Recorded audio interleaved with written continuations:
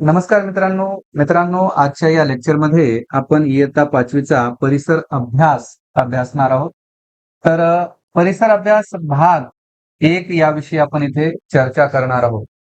तर परिसर अभ्यास 1 हा जो 5वीचा भाग आहे किंवा पुस्तक आहे, त्यामध्ये जी काही माहिती दिलेली आहे त्या माहितीवर आम्ही स्वतः काय केलेले आहेत, प्रश्न तयार केलेले आहेत आणि त्या प्रश्नांच्या साहाय्याने आपण काय करत आहोत की हे परिसर अभ्यास भाग 1 जे पुस्तक आहे पूर्ण कव्हर करत आहोत. हा जो विषय आहे किंवा हा जो घटक आहे परिसर अभ्यास हा फक्त पेपर 1 म्हणजे महा टीईटी जी आहे आपली त्याच्या पेपर 1 साठीच नाही तर पेपर 2 साठी सुद्धा तेवढाच उपयुक्त असा आहे. पहिला प्रश्न आहे अगदी सोपा असा की सूर्यमालेतील लघुग्रहांचा जो पट्टा आहे तो डॅश व डॅश ग्रहांदरम्यान आहे. तर कोणत्या दोन ग्रहांदरम्यान लघुग्रहांचा पट्टा आहे? याचं उत्तर आहे पहा पर्याय क्रमांक 4 मंगळ व गुरु या दोन ग्रहांच्या दरम्यान काय आहे? लघुग्रहांचा पट्टा आहे. तर पहा इथं आपल्याला सूर्यमालेचं चित्र दिसत आहे आणि या सूर्यमालेमध्ये आपला जो सूर्य आहे तो केंद्रीय स्थानी आहे. तर येथे बघा तुम्हाला दिसत असेल हा मंगळ ग्रह आहे आणि या मंगळ ग्रहाच्या बाजूने हे जे पांढरे पांढरे ठिपके दिसत आहेत त्याला काय म्हणतात? लघुग्रह असं म्हणतात. तर या लघुग्रहाच्या नंतर जो पुढचा जो ग्रह आहे तो कोणता आहे? शनी ग्रह गुरु ग्रह. कोणता? गुरु ग्रह आहे. याचाच अर्थ काय होतो की मंगळ आणि गुरु या दोन ग्रहांच्या दरम्यान काय आहे? लघुग्रहांचा पट्टा आहे. तर या व्यतिरिक्त आपल्याला इथं काय सांगता येईल बरं? तर पहा की सूर्याच्या सर्वात जवळचा ग्रह बुध आहे. त्याच्यानंतर दुसऱ्या क्रमांकावर शुक्र, तिसऱ्या क्रमांकावर आपली पृथ्वी आणि चौथ्या क्रमांकावर आहे मंगळ ग्रह. तर हे जे 4 ग्रह आहेत यांना या लघुग्रहांच्या पट्ट्यामुळं काय म्हणतात? अंतर्गत ग्रह म्हणतात. काय म्हणतात? अंतर्गत ग्रह. आणि या लघुग्रहांच्या बाहेर या पट्ट्याच्या बाहेर जे ग्रह आहेत त्यांना काय म्हणतात? बाह्य ग्रह असं म्हणतात. आणखी एक विशेष म्हणजे की या लघुग्रहांच्या आतील जे ग्रह आहेत त्यांचा जास्तीत जास्त भाग हा काय आहे? स्थायूने बनलेला आहे.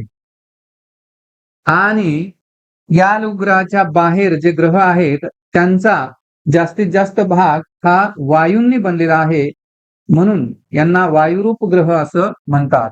तर अशा प्रकारे आपल्या सूर्यमालेमध्ये एकूण किती ग्रह आहेत? 8 ग्रह आहेत. आणि हा जो शेवटला दिसत आहे ना छोटा तो आहे प्लुटो, ज्याला की बटू ग्रह असं म्हणतात. बघा 2006 पूर्वी या प्लुटोला ग्रह असं मानण्यात आलेलं होतं, परंतु त्याचं निरीक्षण केल्यानंतर प्लुटो या ग्रहाचं निरीक्षण केल्यानंतर असं समजलं की तो ग्रह या संज्ञेची पूर्तता करत नाही, म्हणजे तो ग्रह या कॅटेगरीमध्ये बसण्यास असमर्थ आहे असं समजल्यानंतर त्याला काय करण्यात आलं? बटू ग्रह या प्रकारामध्ये टाकून देण्यात आलं.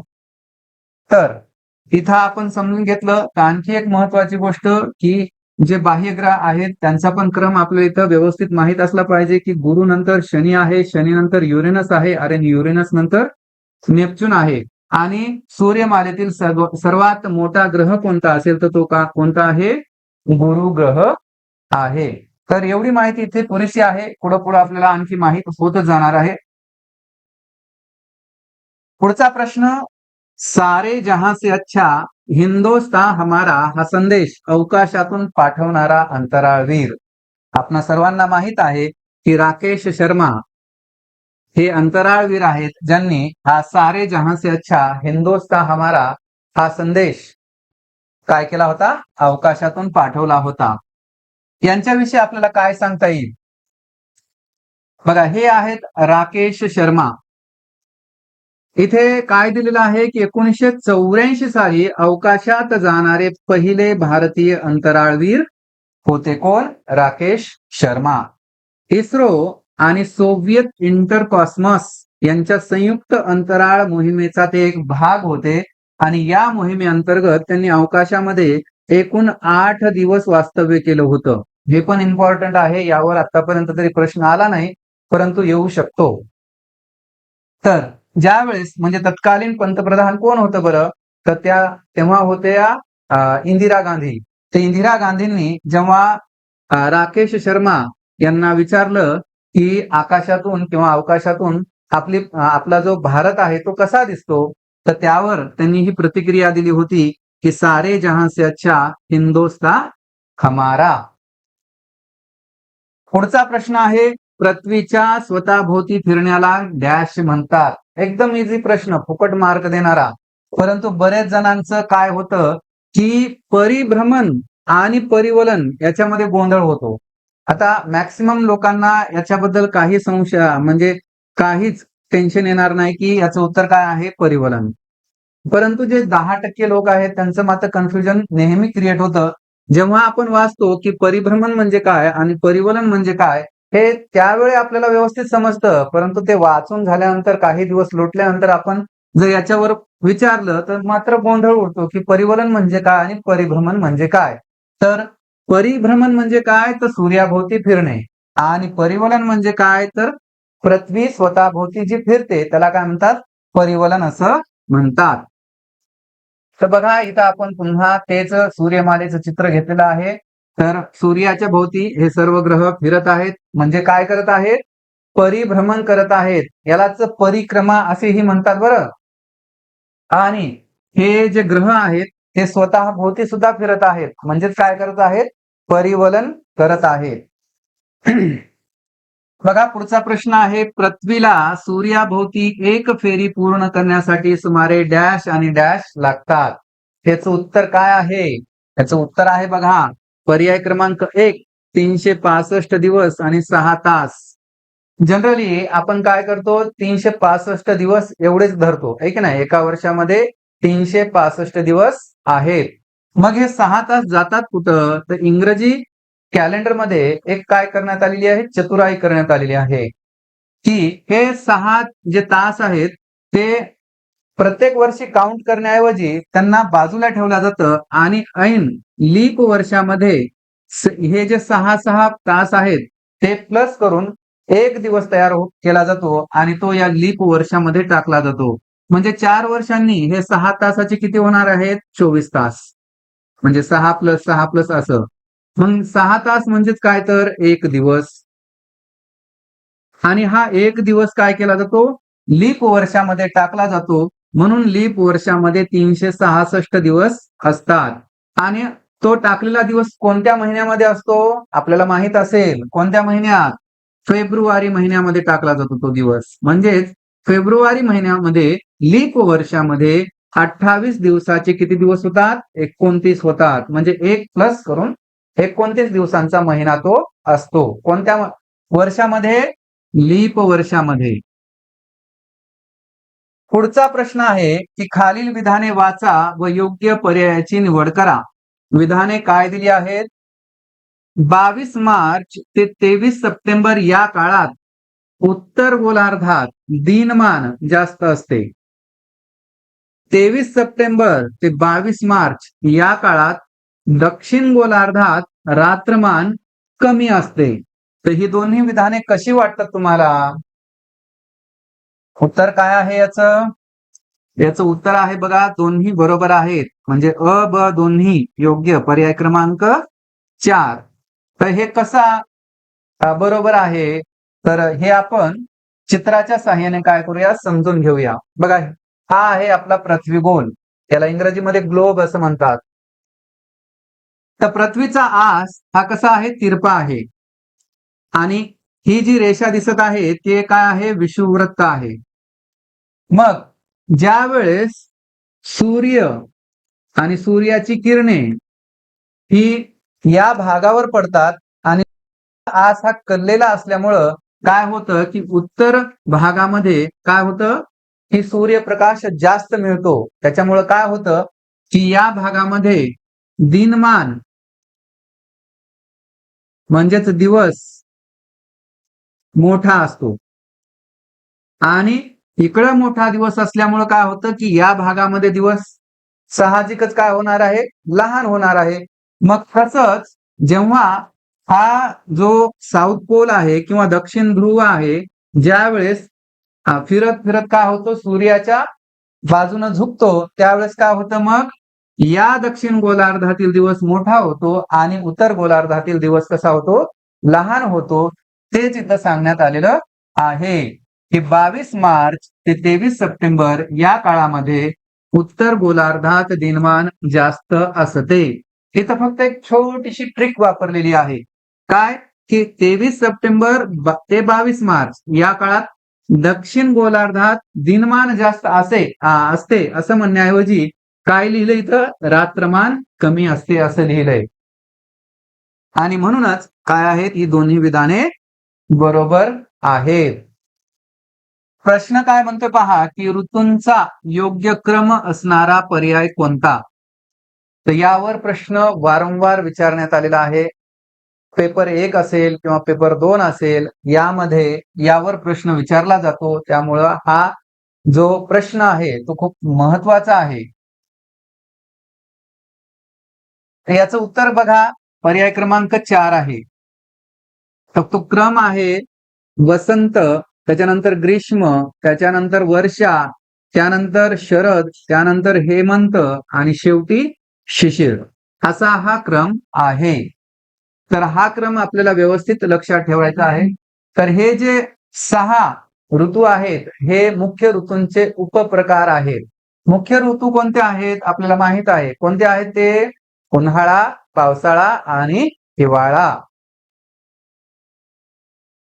पुढचा प्रश्न, अमावस्येपासून पौर्णिमेच्या स्थितीत येण्यास चंद्राला जे दिवस लागतात त्यास काय म्हणतात. काय म्हणतात त्याला.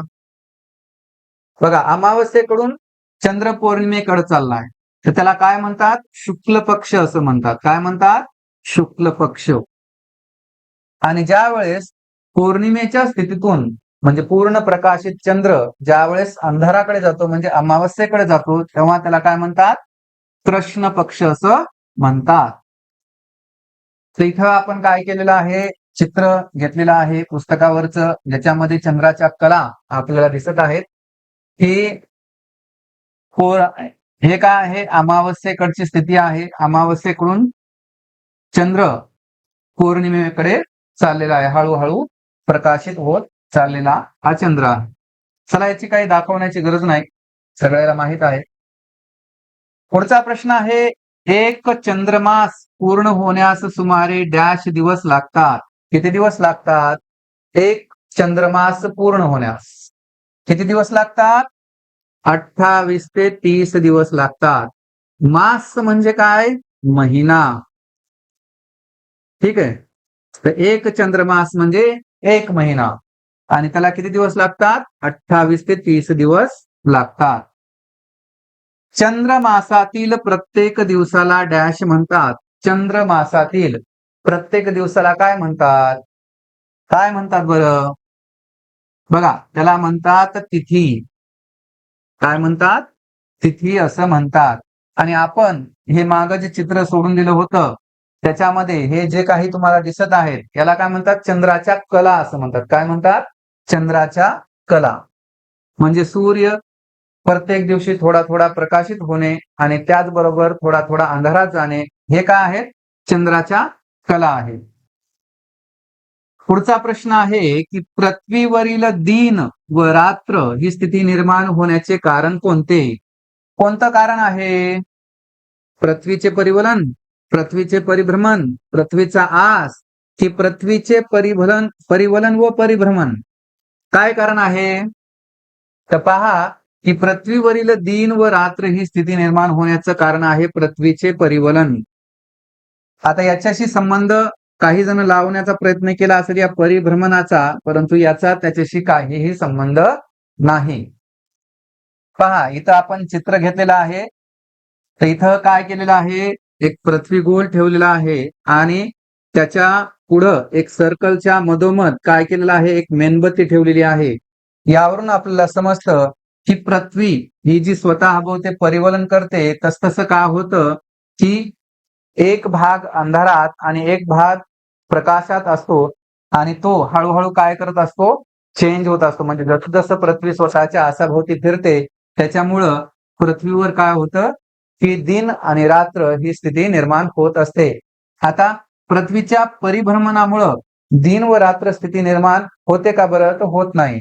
तर आपल्याला सहज समजतं की पृथ्वी ही नेहमी कुठं असणार आहे की सूर्याच्या प्रकाशातच असणार आहे.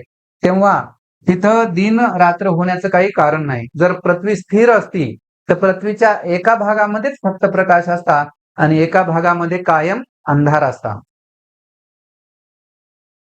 पुढचा प्रश्न आहे, पृथ्वीच्या पृष्ठभागाचा सुमारे डॅश भाग जमिनीचा आहे. ते किती टक्के भाग जमिनीचा आहे?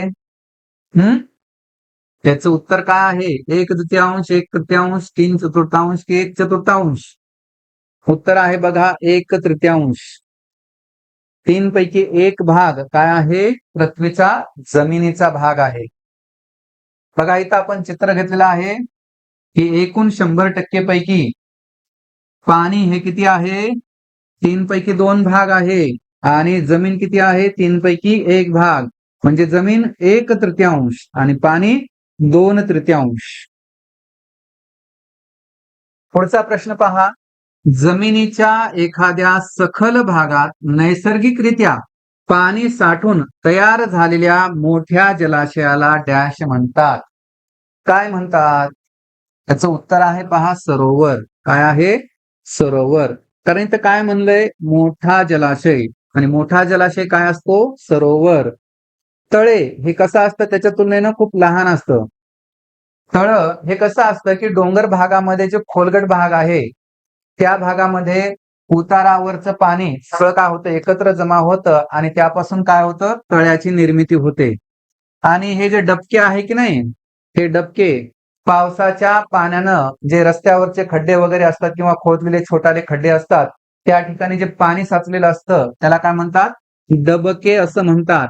आणि भूजल, भूजलावरून काय समजतं आपल्याला? जमिनीच्या खालचं पाणी. ठीक आहे. जसं की बोरवेल असेल, विहीर असेल, हे काय आहे? भूजल आहे. बघा पुढचा प्रश्न काय म्हणतो की पृथ्वीच्या पृष्ठभागापासून वातावरणाचे जे विविध थर आहेत त्यांचा योग्य क्रम कोणता असं विचारलेला आहे. तर कोणता योग्य क्रम आहे? बघा आपल्याला माहित आहे की पृथ्वीच्या जो लगतचा जो पहिला थर आहे तो कोणता आहे? तर तो आहे बघा तपांबर. इथं 3 ठिकाणी आहे म्हणजे दुसरा उडाला. त्याच्यानंतर कोणता आहे? स्थितांबर. आणि त्याच्यानंतर कोणता येतो? आयनांबर येतो की मध्यांबर येतो? मध्यांबर येतो.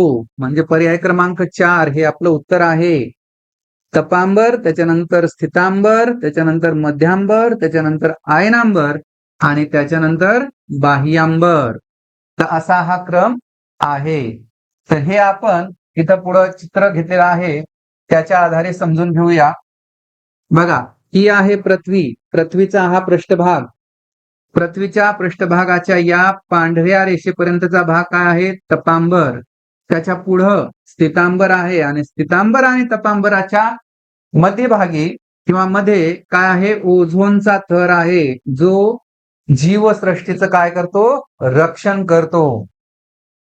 आणि या स्थितांबराच्या नंतर मध्यांबर आहे आणि मध्यांबराच्या नंतर येतो आयनांबराचा नंबर आणि आयनांबराच्या नंतर मग काय आहे? बाह्यांबर आहे. तर पुढील प्रश्न पहा की पृथ्वीच्या पृष्ठभागापासून सरासरी डॅश किमी अंतरापर्यंतच्या भागाला तपांबर म्हणतात. तर किती किलोमीटर पर्यंतचा भाग हा तपांबर आहे? किती आहे? आताच आपण बघितलं की पृथ्वीचा जो पृष्ठभाग आहे त्याच्या पहिला जो भाग आहे त्याला काय म्हणतात? तपांबर म्हणतात. मग पृष्ठभागापासून किती किलोमीटरचा अंतर हा अंतरापर्यंतचा भाग हा तपांबर म्हणून ओळखला जातो? 13 किलोमीटर पर्यंतचा. किती? 13 किलोमीटर पर्यंतचा. बघा 5वीचे जे मुलं आहेत त्यांची जी बौद्धिक क्षमता आहे त्याच्यानुसार या EVS मध्ये काय माहिती ठेवण्यात आलेली आहे. त्याच्यामुळे आपल्याला कदाचित वाटू शकतं की हे खूप इझी आहे. परंतु ज्या वेळेस आपण एक्झाम मध्ये जातो ना त्यावेळेस आपल्याला कळतं की काय सोपं आहे आणि काय हार्ड आहे किंवा अवघड आहे. त्याच्यामुळे प्रत्येक गोष्टीवर लक्ष ठेवा. प्रत्येक माहिती नीट समजून घ्या. आरामशीर रिलॅक्स बसा. सगळं काही ऐका आणि वाटलं तर सोडून द्या, नाही तर धरून ठेवा. बघा पुढचा प्रश्न आहे, पृथ्वी तलापासून तपांबराच्या बाहेर सुमारे डॅश किमी पर्यंतच्या थराला स्थितांबर असे म्हणतात. तपांबराच्या बाहेर. तर पृथ्वीचा जो पृष्ठ आहे त्याच्यापासून जो पहिला थर आहे तो कोणता आहे, तर तपांबर आहे. आणि तपांबर हा किती किलोमीटर पर्यंत आहे, आपण आताच बघितलं, किती, 13 किलोमीटर. मग 13 किलोमीटरच्या पुढे काय येतं, स्थितांबर येतं. काय येतं, स्थितांबर. मग हा स्थितांबर किती किमी पर्यंतचा आहे, त्याचं उत्तर आहे बघा पर्याय क्रमांक 2, 14 ते 50 किलोमीटर. किती, इथं 14 ते 50 किलोमीटर पर्यंतच्या थराला काय म्हणतात, स्थितांबर असं म्हणतात. आणि आपण आणखी एक गोष्ट नोट केली होती की तपांबर आणि स्थितांबर यांच्या दोन्हीच्या मध्ये काय आहे, काय आहे, ओझोन वायूचा थर आहे. कोणता, ओझोन वायूचा थर आहे. मग हा पुढचा प्रश्न की बाष्प थंड होऊन त्याचे द्रवात रूपांतर होण्याच्या क्रियेला डॅश म्हणतात. काय म्हणतात त्याला, त्याला काय म्हणतात, संघनन असं म्हणतात. काय म्हणतात, संघनन. मग संप्लवन म्हणजे काय, उत्कलन म्हणजे काय आणि सांद्रीभवन म्हणजे काय, हे पण आपल्याला माहित असलं पाहिजे. बघा की संघनन आणि सांद्रीभवन या दोन्ही संज्ञा ज्या आहेत, हे शब्द जे आहेत ते समान अर्थाचे आहेत. की बाष्पाचे काय होणे, द्रवात रूपांतरण होणे, याला संघनन आणि सांद्रीभवन हे दोन्ही शब्द काय केले जातात, वापरले जातात. मग संप्लवन आणि उत्कलन हे समजून घेण्यासाठी आपण चित्राचा आधार घेऊया. बघा हे जे पहिलं चित्र आहे ते कशाचं आहे, संघननाचं चित्र आहे. संघनन. तर इथं काय होत आहे की थंड काचेच्या ग्लासवर काय जमा होत आहे, पाणी. आणि ते कशामुळं, बाष्पामुळे जमा होत आहे. म्हणजेच काय होत आहे की वाफेचं पाण्यामध्ये रूपांतर होत आहे. आणि इथं जे स्थायू पदार्थ आहे त्याचं डायरेक्टली काय होत आहे, वायू पदार्थामध्ये म्हणजेच गॅसमध्ये रूपांतर होत आहे. जसं की कापूर, डांबर गोळ्या हे काय असतात, तर ठोस असतात, म्हणजेच स्थायू असतात. परंतु त्यांचं काय होतं, डायरेक्टली गॅसमध्ये म्हणजेच वायू रूपामध्ये रूपांतरण होत असतं. आपल्याला समजतं की ज्यावेळेस आपण डांबर गोळी असेल किंवा मग कापूर असेल, जर तो हवेमध्ये मोकळा ठेवला तर काय होतं की त्या हळूहळू बारीक व्हायला लागतात त्या गोळ्या. तर त्याचं कारण काय आहे की ते वायू रूपामध्ये रूपांतरित होत असतात. आणि उत्कलन हे तर आपल्याला माहित आहे की 100 अंश वर काय होतं, पाणी उकळतं, म्हणजेच याला काय म्हणतात, उत्कलन असे म्हणतात. यानंतरचा प्रश्न आहे की खालील विधाने वाचा व योग्य पर्याय निवडा. विधाने काय आहेत, पाणी व हवेतील कार्बन डायऑक्साईड वापरून वनस्पती सूर्यप्रकाशात स्वतःचे अन्न तयार करतात. दुसरं विधान आहे, प्रत्येक अन्न साखळीचा आधार वनस्पती असतात. तर ही दोन्ही विधाने कशी वाटतात बरं. पहिलं विधान तर आपल्याला कन्फर्म माहित आहे की हे बरोबर आहे की हवेतील कार्बन डायऑक्साईडचा वापर करून वनस्पती काय करत असतात, स्वतःचे अन्न तयार करत असतात. ते पण कुठं, सूर्यप्रकाशामध्ये. जर त्यांना अंधारात ठेवलं तर ते अन्न तयार करू शकतात का, तर करू शकत नाहीत. त्यांना कशाची गरज असते, सूर्यप्रकाशाची गरज असते. आणि हे दुसरं विधान जे दिलेलं आहे की प्रत्येक अन्न साखळीचा आधार वनस्पती असतात, हे पण विधान कसं आहे, बरोबर आहे. कारण पाया काय आहे अन्न साखळीचा, तर काय आहे, वनस्पती आहे. वनस्पतीच्या जीवावर किंवा वनस्पतीवर कीटक असतील, मनुष्य असतील, बरेच जीव काय आहेत, अस्तित्व टिकवून ठेवू शकतात. आणि त्यांच्याच आधारे, मग जे वनस्पतींच्या आधारे आपलं अस्तित्व टिकवून ठेवतात, त्यांच्या आधारे जे हिंस्र प्राणी आहेत ते काय करतात, त्यांच्यावर आपलं अस्तित्व टिकवून ठेवतात. म्हणजेच अन्न साखळीचा मुख्य आधार काय आहे, वनस्पती हाच आहे, आपल्याला असं म्हणावं लागेल. बघा पुढचा प्रश्न आहे की निर्णय घेण्यात सहभागी झाल्याने फायदे होतात, या संबंधीचे अयोग्य विधान निवडा. हा उपयोजित प्रश्न आहे. ठीक आहे. आपल्या या परिसर अभ्यासमध्ये याविषयी माहिती दिलेली आहे आणि त्याचाच वापर करून आपण हा प्रश्न तयार केलेला आहे. तर बघा, तर काय म्हणताय की निर्णय घेण्यात सहभागी झाल्याने फायदे होतात, या संबंधी अयोग्य विधान आपल्याला पाहिजे. तर काय म्हणतात की आपल्याला काय वाटते हे सांगण्याची संधी मिळते. बरोबर आहे का? तर बरोबर आहे. आपल्याला हवा तसा निर्णय घेण्यास भाग पाडता येते. हे विधान कसं वाटतं बरं तुम्हाला? बरोबर वाटतं का? तर मला तरी हे बरोबर वाटत नाही. त्याच्यानंतर पुढचं बघूया, की विषयावर चर्चा होऊन सर्व बाजू समजतात. बरोबर आहे. विषयावर काय होते? एखाद्या विषयावर चर्चा होते आणि त्या चर्चेमधून काय निष्पन्न झालं हे आपल्याला समजतं. पुढचं विधान काय म्हणतं, की घरात आपल्या मताला महत्त्व दिले जात आहे हे पाहून कुटुंबाबद्दल अधिक जवळीक वाटू लागते. म्हणजे एखादा जर लहान मेंबर आहे, तो पण काय करत आहे, की कुटुंबातील चर्चेमध्ये सहभागी होत आहे आणि तो आपलं मत मांडतोय आणि त्याचं मत हे ऐकून घेतलं जात आहे. त्यामुळं काय होतं, की कुटुंबाबद्दल त्या मुलामध्ये किंवा त्या व्यक्तीमध्ये काय होते, की जवळीकता वाटू लागते. म्हणून हे सुद्धा विधान कसं आहे? बरोबर आहे. आणि मी मगाशीच म्हणलं, की आपल्याला हवा तसा निर्णय घेण्यास भाग पाडता येते. म्हणजे काय? हुकुमशाही गाजवता येते. असं होतं का बरं? होत नाही. म्हणून हे विधान कसं आहे? चुकीचं आहे. पुढचा प्रश्न काय म्हणतो? स्त्रियांच्या शिक्षणासाठी सावित्रीबाई फुलेंनी मोठा संघर्ष केला. त्यांच्या या कामी डॅश यांनी मोलाची साथ दिली. आता हे काही आपण मनानं तयार केलेला प्रश्न नाहीये. सगळं पुस्तकातलं आहे. जसे जसजसं आपण पुस्तक वाचत गेलो, त्याचा अभ्यास करत गेलो, क्रमाक्रमानं तसतसं जी माहिती मिळाली त्या आधारित आपण हे प्रश्न तयार केलेले आहेत. आणि हे सगळेचे सगळे प्रश्न खूप महत्वाचे आहेत. त्याचं उत्तर काय आहे? त्याचं उत्तर आहे बघा, पर्याय क्रमांक 1 फातिमा शेख. तर फातिमा शेख यांनी सावित्रीबाई फुलेंना काय केलं होतं? त्यांच्या संघर्षामध्ये सहाय्य केलं होतं.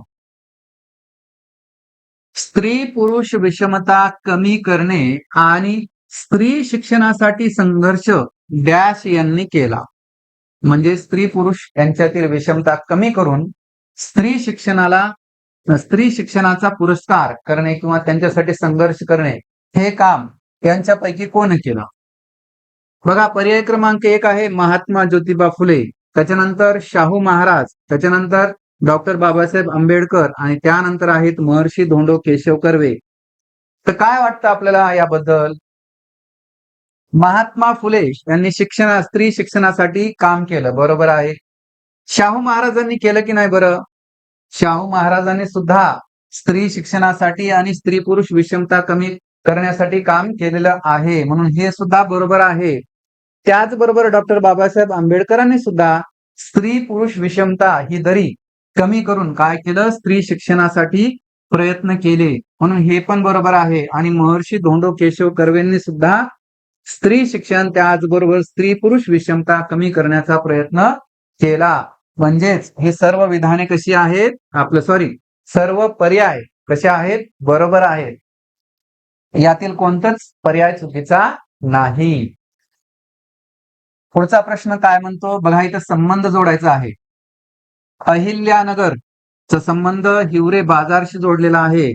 मग तसाच संबंध उस्मानाबादचा कशाशी आहे? कशाशी आहे? माहित आहे का? तर बघा, याचा संबंध आहे खुदावाडीशी. तर कसा आहे ते पण आपण बघूया. अहिल्यानगर म्हणजे काय? तर अहमदनगर. अहमदनगरचं नाव बदलून काय केलेलं आहे? अहिल्यानगर. मग हे अहिल्यानगर मधील हिवरे बाजारचं वैशिष्ट्य काय आहे? इथं पाण्याची मोठी समस्या होती आणि ती समस्या काय केली लोकांनी? लोकसहभागातून म्हणजे गावातील लोकांनी मिळून काय केली? ही समस्या, जी पाण्याची समस्या होती, ती काय केली? सोडवली. तसंच उस्मानाबाद मधील लोकांनी उस्मानाबाद मधील जे खुदावाडी गाव आहे, तेथील लोकांनी काय केलं? एकत्र येऊन गाव स्वच्छ करण्याचं काम केलं. काय केलं? गाव स्वच्छ करण्याचं काम केलं आणि गावाला हगणदारी मुक्त करून गावामध्ये काय केलं? स्वच्छतागृहे बांधली. काय केलं? स्वच्छतागृहे बांधली. म्हणून अहिल्यानगर, हिवरे बाजार, तर उस्मानाबाद बरोबरचा संबंध कायशी येतो? खुदावाडी. पुढचा प्रश्न काय म्हणतो? मिळोनी करावी ग्रामसफाई, नाली मोरी ठाई ठाई, हस्ते परहस्ते साफ सर्वही, चहूकडे मार्ग. हे प्रसिद्ध शब्द कोणाचे आहेत? कोणाचे आहेत? आपण जर पुस्तक वाचलेलं असेल तर आपल्याला कंप्लीट माहित असेल. याचं उत्तर आहे राष्ट्रसंत तुकडोजी महाराज. त्यांनी ही ओळ लिहिलेली आहे. तसंच संत गाडगे बाबांनी सुद्धा भरपूर प्रयत्न केले होते स्वच्छतेसाठी. पुढचा प्रश्न काय म्हणतो बघा, की डॅश हा दिवस आंतरराष्ट्रीय शांतता दिन म्हणून पाळला जातो. कोणता दिवस आहे की जो आंतरराष्ट्रीय शांतता दिन म्हणून पाळला जातो? तो आहे 21 सप्टेंबर. तर या 21 सप्टेंबर दिवशी घडलं काय होतं ते पण महत्वाचं आहे बघा, की जे संयुक्त अमेरिका आहे, ज्याला संयुक्त राष्ट्र असं म्हणतात, ठीक आहे, संयुक्त अमेरिका. संयुक्त अमेरिकेचं जे मुख्यालय आहे न्यूयॉर्क, येथील जी स्थानिक वेळ आहे त्या स्थानिक वेळेनुसार 10 वाजले होते आणि या 10 वाजता काय करण्यात आली? एक घंटा वाजवण्यात आली आणि घोषणा करण्यात आली की 21 सप्टेंबर हा दिवस आंतरराष्ट्रीय शांतता दिन म्हणून पाळला जाईल. आणि जो घंटा वाजवण्यात आला तो घंटा जो आहे तो एकूण 60 देशांचे जे लोक आहेत या लोकांनी आपापलं जे काही नाणं आहे जवळचं ते देऊन काय केलं होतं, ही घंटा तयार करून घेतली होती आणि त्या तोच घंटा वाजून काय केलं, की आंतरराष्ट्रीय शांतता दिन घोषित करण्यात आला आणि ती आजही त्या शहरामध्ये आहे. आणि दरवर्षी काय केलं जातं, की ती घंटा वाजवली जाते, ठीक आहे, 10 वाजता वाजवली जाते. चला, ती एवढी माहिती या प्रश्नासाठी पुरेशी आहे. पुढे जाऊया. पुढचा प्रश्न काय म्हणतो, खालील विधाने वाचा व योग्य पर्याय निवडा. बघा, शिक्षण हक्क कायद्यानुसार 6 ते 14 वयोगटातील सर्व मुला-मुलींनी शाळेत जाऊन आपले प्राथमिक शिक्षण पूर्ण करावे. दुसरं विधान म्हणतं, विशेष गरजा असलेल्या मुला-मुलींसाठी कमाल वयाची अट 21 वर्षे आहे शिक्षण हक्क कायद्यानुसार. तर ही दोन्ही विधाने बरोबर आहेत का? काय वाटतं तुम्हाला? तर यातील पहिलं विधान बरोबर आहे. 6 ते 14 वयोगटातील सर्व मुला-मुलींनी शाळेत जाऊन आपले प्राथमिक शिक्षण पूर्ण करावे. पण हे दुसरं विधान थोडंसं मिस्टेक मध्ये आहे, म्हणजे थोडंसं याच्यामध्ये मिस्टेक आहे. काय आहे, की विशेष गरजा असलेल्या मुला-मुलींसाठी कमाल वयाची अट ही 21 वर्षे नसून ती किती आहे? 18 आहे. म्हणून दुसरं विधान चुकीचं आहे आणि पहिलं विधान कसं आहे? बरोबर आहे. बघा पुढचा प्रश्न, आंतरराष्ट्रीय शांतता दिनी न्यूयॉर्क शहरात वाजवली जाणारी घंटा सुमारे डॅश देशातील लोकांनी दिलेल्या नाण्यांपासून तयार करण्यात आलेली आहे. तर आताच आपण बघितलं किती नाणी दिली होती, किती देशाच्या लोकांनी दिली होती, तर 60 देशांच्या लोकांनी नाणी दिली होती, जी की दरवर्षी आंतरराष्ट्रीय शांतता दिनी न्यूयॉर्क शहरामध्ये टणकन वाजवली जाते. पहा प्रश्न आहे, खालीलपैकी कोणते विधान चुकीचे आहे? चुकीचं विधान ओळखायचं इथं. पहा, भारताचा सुमारे 60% भाग शेतीसाठी वापरात आहे. जून ते ऑक्टोबर पर्यंतच्या हंगामास खरीप हंगाम म्हणतात. त्याच्यानंतर मार्च ते जून मध्ये जी पिके घेतली जातात त्यांना हंगामी पिके म्हणतात आणि ऑक्टोबर ते मार्च पर्यंतच्या हंगामाला रब्बी हंगाम म्हणतात. तर ही जी विधाने आहेत यातील चुकीचं विधान कोणतं? बघा, भारताचा सुमारे 60% भाग शेतीसाठी वापरात आहे, हे विधान बरोबर आहे. जून ते ऑक्टोबर पर्यंतच्या हंगामास खरीप हंगाम असे म्हणतात, म्हणजे पावसावर अवलंबून असणाऱ्या पिकाला काय म्हणतात? खरीप हंगाम असं म्हणतात. तर बरोबर आहे. त्याच्यानंतर मार्च ते जून मध्ये जी पिके घेतली जातात त्यांना हंगामी पिके म्हणतात. तर हे थोडंसं कन्फ्युजिंग आहे. त्याचं उत्तर बघा काय आहे, हेच आहे पर्याय क्रमांक 3. म्हणजे पर्याय क्रमांक 3 चुकीचं विधान आहे, की मार्च ते जून पर्यंतचा जो उन्हाळा आहे किंवा कडक उन्हाचा जो कालखंड आहे त्याच्यामध्ये जी पिके घेतली जातात त्यांना हंगामी पीक म्हणण्याऐवजी काय म्हणतात? उन्हाळी पिकं म्हणतात. काय म्हणतात? उन्हाळी पिकं. आणि हे चौथे विधान बरोबर आहे बघा, की ऑक्टोबर ते मार्च पर्यंतच्या हंगामाला रब्बी हंगाम म्हणतात, कारण या कालखंडामध्ये काय असते, थंड वातावरण असतं आणि थंड वातावरणामध्ये थंड वातावरण ज्या पिकांना पोषक असतं ती पिकं या हंगामामध्ये घेतली जातात. तर अशा प्रकारे हा पार्ट इथे संपतो.